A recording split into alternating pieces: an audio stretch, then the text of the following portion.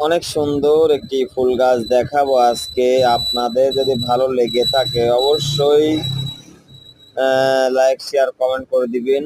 আর নতুন নতুন ভিডিওগুলো পেতে হলে অবশ্যই এটা সাবস্ক্রাইব করে দিবেন।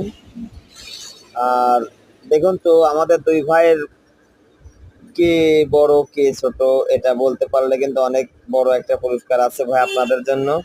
সবাই বেশি বেশি করে লাইক শেয়ার কমেন্ট করে দিবেন আর একটি করে দিবেন ভাই।